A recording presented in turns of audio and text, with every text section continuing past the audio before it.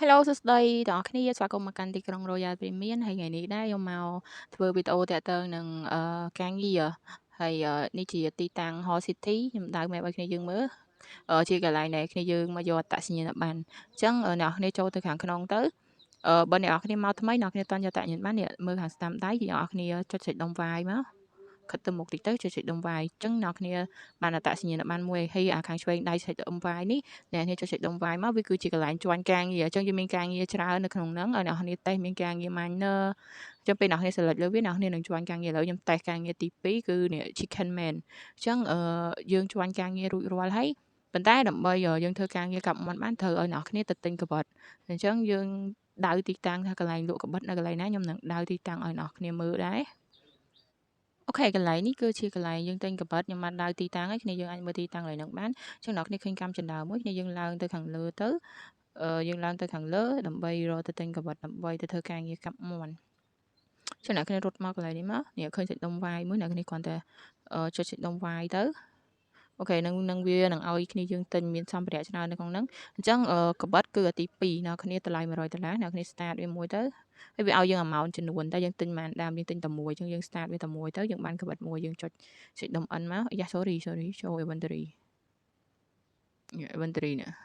នេះកបិតយើងមិនយើងទិញរួចរាល់ហើយអញ្ចឹងយើងអត់ដឹងថាទីតាំងកន្លែងកាប់មាន់របស់យើងនៅកន្លែងណាទេអញ្ចឹងអ្នកគ្នាចុចចូលទូរស័ព្ទរបស់យើងមកហើយអ្នកគ្នាយកពាក្យ GPS នេះអាកន្លែងនេះរូបនេះ GPS មកហើយយើងយកអាទី2 work location ហ្នឹងគឺកន្លែងការងារអញ្ចឹងកន្លែងការងារគឺវាដាក់ឲ្យអ្នកគ្នាគ្រប់ការងារទាំងអស់នៅក្នុងនឹងសរុបតែម្ដងអញ្ចឹងយើងរកពាក្យ chicken ទៅអាទី1នេះវា start រួចរាល់អ្នកគ្នាចេញមកក្រៅវិញយើងមើលទីតាំងវានេះយើង select អស់មើលមកកន្លែងណាសញ្ញាក្រហមនេះកន្លែងកញ្ញាក្រហមនេះគឺជាកន្លែងកាប់មាន់នេះអញ្ចឹងយើង start ទៅកន្លែងហ្នឹងទៅអូខេយើងមកដល់ទីតាំងកន្លែងកាប់មាន់យើងដើរមិញហ្នឹងហើយអញ្ចឹងអ្នកគ្នាដើរទៅរកបើក on the T សិនដើម្បីធ្វើការអ្នកគ្នាទៅបើក on the T អ្នកគ្នាដើរមកខាងស្ដាំដៃអ្នកឃើញសាច់ដុំវាយឯអ្នកគ្នា work ការងារសិនមកនេះអ្នកគ្នាសាច់ដុំវាយអូខេ work អញ្ចឹងអ្នកគ្នាបានបើក on the T ការងាររួចរាល់ហើយអញ្ចឹងយើងចាំទៅតេស្តកាប់មាន់ទាំងអស់គ្នាsorry អញ្ចឹងយើងចុចភាសាទៀតណានេះយើងចុច work នេះវា load ពី on the T អញ្ចឹងយើងអាចចូលទៅបាននេះយើងឃើញរូបសេកមួយចាប់មាន់នេះមាន់ណាអ្នកគ្នាហើយអញ្ចឹងវាឲ្យយើងចុចសាច់ដុំវាយមកនេះវាឲ្យអ្នកគ្នាចុចធ្វើមិនឲ្យ select ចំអក្សរសនេះអញ្ចឹងយើងចុចសាច់ដុំ A ចាយើងធ្វើឲ្យវា load ចំនេះចាប់បានអញ្ចឹងខ្ញុំតេស្តតែមួយឯងដោយសារអី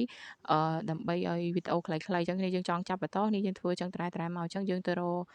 កន្លែងការងារទី2អ្នកគ្នាចុចចូលទូរស័ព្ទដូចគ្នាយើងចូលពាក្យ GPS ហើយបន្ទាប់មកយើងចូល work ហើយគេនេះវាមានត្រង់វាដាក់ទី1ទី2អញ្ចឹងអាទី2ការងារបន្ទាប់ដែលយើងត្រូវធ្វើការងារបន្តអូខេអញ្ចឹងអ្នកគ្នា select លើទីតាំងហ្នឹងមកនេះទីតាំងសញ្ញាក្រហមនេះវាឲ្យដើរមកដល់លើយើងមកដល់ហើយអញ្ចឹងអានេះគឺជាកន្លែងការងារទី2ដែលអ្នកគ្នាត្រូវមកធ្វើការបន្តអញ្ចឹងអ្នកគ្នាចូលមកដល់វាមាន2កន្លែងអញ្ចឹងអ្នកគ្នាត្រូវចូលមកខាងស្ដាំដៃសិនចុចដុំវាយនេះយើងចុចដូចមុនដែរយើងធ្វើមិនឲ្យដល់កន្លែងហ្នឹងនេះយើងចុចកន្លែងចុចដុំ A ចា fail បាត់ហើយអ្នកគ្នាអើយចាអធិស្ឋានពេលមានការរោគរាក់ជាខ្លាំងដោយសារខ្ញុំមិនសូវប៉ិនចុចគ្នាបានអញ្ចឹងជោគជ័យអីមិនខ្ញុំ fail ឥឡូវខ្ញុំអត់ fail ទេឥឡូវយើងចូលមកការងារចុងក្រោយអញ្ចឹងអាហ្នឹងវាមាន3ដំណាក់កាលដំណាក់កាលទី1ចាប់មាន់កាប់សាច់ហើយនឹងអានេះជាការងារវិចខ្ចប់ការងារប្រហើយហើយនេះជាកន្លែងទី3អ្នកគ្នាសាច់ដុំវាយធ្វើមកចុចឲ្យប៉ះចំអក្សរសណានេះបានសាច់មាន់អូខេអញ្ចឹងរួចរាល់ហើយអញ្ចឹងយើងបានផលិតផលសម្រាប់មួយដើម្បីអាចគ្នាយើងយកទៅលក់យកលុយចាយអញ្ចឹងនេះចូល inventory មកនេះអានេះផលិតផលសម្រាប់វាបាន5អញ្ចឹងម្ដុំវាអាចបាន5អញ្ចឹងឥឡូវយើងមកមើលកន្លែងយើងលក់អវ៉ាន់វិញណាកន្លែងលក់សាច់មាន់ហ្នឹងនេះយើងជាមួយខ្ញុំប្រាប់ទីតាំងកន្លែងលក់សាច់មាន់ម្ដង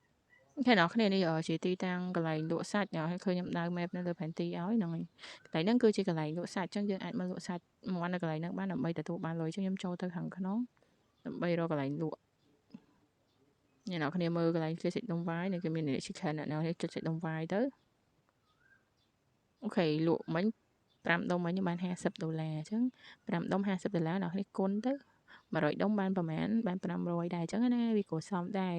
អញ្ចឹងសម្រាប់ការងារកាប់សាច់មាន់គឺខ្ញុំមានតែប៉ុណ្្នឹងទេសម្រាប់ការងារបន្តទៀតខ្ញុំនឹងអាចបញ្ចូលគ្នាយើងនៅវីដេអូក្រោយហើយបើគ្នាយើងចង់ចុះឈ្មោះចូលលេខអីអាចឆាតមក Telegram តខ្លួនរបស់ខ្ញុំបានហើយអ្នកដែលអត់ទាន់ subscribe និង follow channel YouTube របស់ខ្ញុំកុំភ្លេចជួយ subscribe និង follow page ម្នាក់មួយផងណាអរគុណទុកជាមុនអញ្ចឹង